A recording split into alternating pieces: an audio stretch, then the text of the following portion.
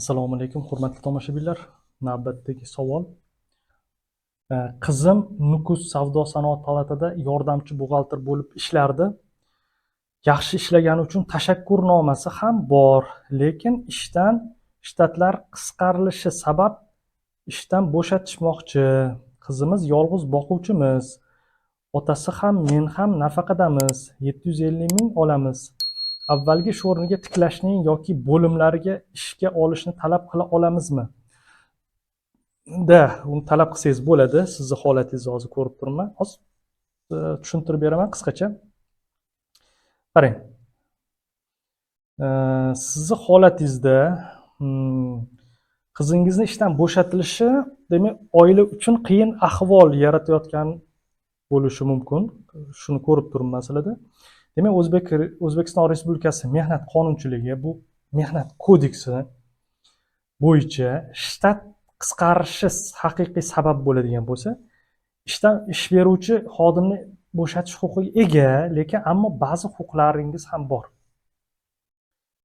Birinchidan, ish beruvchi shtat qisqarishi haqida kamida 2 oy oldin xabar berishi kerak sizga. Va sizni shtatlar qisqartirilayotganligi to'g'risida обязательно kasaba uyushmasi bilan yoki vakillik organi bilan unga ham xabar berish kerak. Bu narsalar bo'lishi kerak.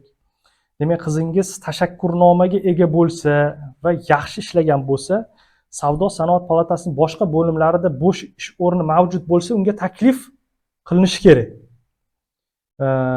Uchinchidan, yolg'iz boquvchi sifatida, demak, sizlar nafaqaxo'r ekansiz, ota-onasi, qizingiz ishdan bo'shatilganda qo'shimcha imtiyozlarga ega bo'lishi mumkin. Hozir bu narsani ko'rib chiqamiz Mehnat kodeksida.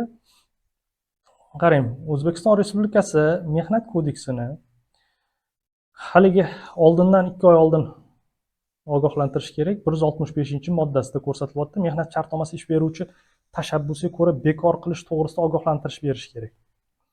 Обязательно bo'lishi kerak. Endi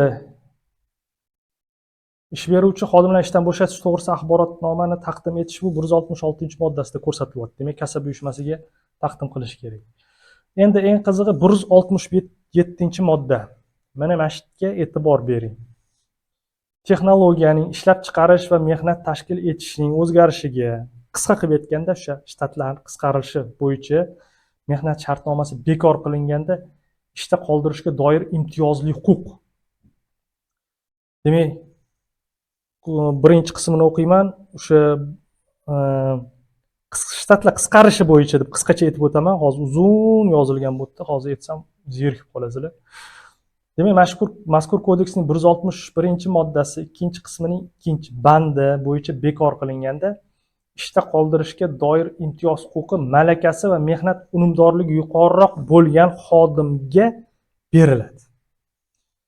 Endi malakasi va mehnat unumdorligi bir xil bo'lgan taqdirda, o'sha shtatlar qisqarayotganda, masalan 5 ta, 6 ta, 10 ta odam bo'ladigan bo'lsa, hammasiniki agar bir xil bo'ladigan bo'lsa, nimaga e'tibor beriladi? Qarang. Qaramog'ida 2 yoki undan ortiq kishi bo'lgan xodimlarga. Demak, qizingizni qaramog'ida agar sizlar bo'ladigan bo'lsa, sizlar pensioner bo'ladigan bo'lsa, ular qaramog'iga qarab turadigan bo'lsangiz, demak, unga imtiyozli huquqlar bor ekan. Oilasida mustaqil ish haqi oluvchi boshqa xodimlar mavjud bo'lmagan shaxslarga. Demak, ikkinchisiga ham bu yerda tushar ekansizlar. Mazkur ish beruvchida uzoq muddatli ish stajiga ega bo'lgan xodimlarga. Uchinchisi ketyapti. Va to'rtinchisi, ishlab chiqarishda ajralgan holda oliy va u narsa sizlarga tushmaydi. Ushbu tashkilotda mehnatda mayib bo'lgan yoki kasb kasalligiga uchragan shaxslarga. Demak, mana shu 3 ta narsani siz 167-moddani ochib turib Mehnat kodeksidan o'zingiz o'qib olishingiz mumkin. Hozir podrobniy hammasini o'qib, sizlarni zeriktirib o'tirmayman. O'qib olishingiz mumkin. Demak, ikkitasiga уже tushyapsiz. Siz endi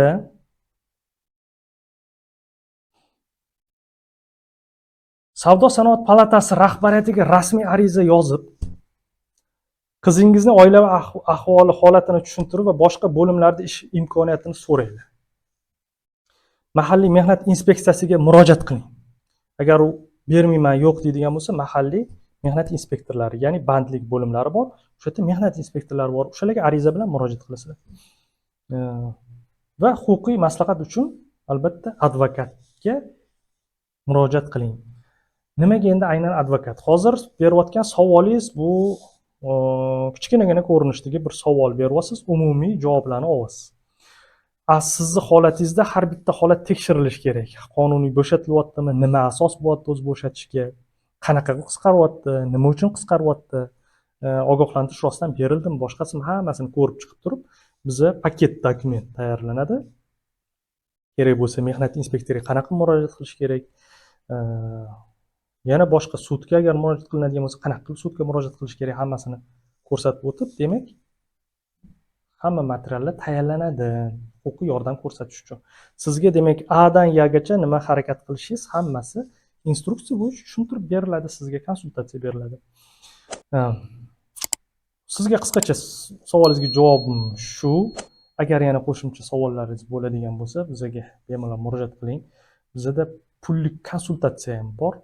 Men nimaga aynan pullik ko'pchilik so'raydi? Nega endi konsultatsiyangiz pulli? Chunki meni daromadim, men advokatman. Aynan shu sizlarga ko'rsatgan xizmatlarim asosida bo'ladi. Bir.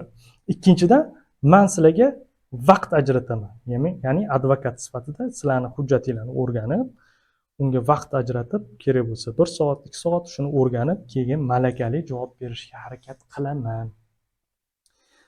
Qisqacha javobim shu. Keyingi videolarni kutib qoling. Agar qo'shimcha savollar bo'lsa, murojaat qiling. Agar video yoqqan bo'lsa, like bosing. Kommentariyada savollaringizni yozing. Sog' bo'ling, salomat bo'ling.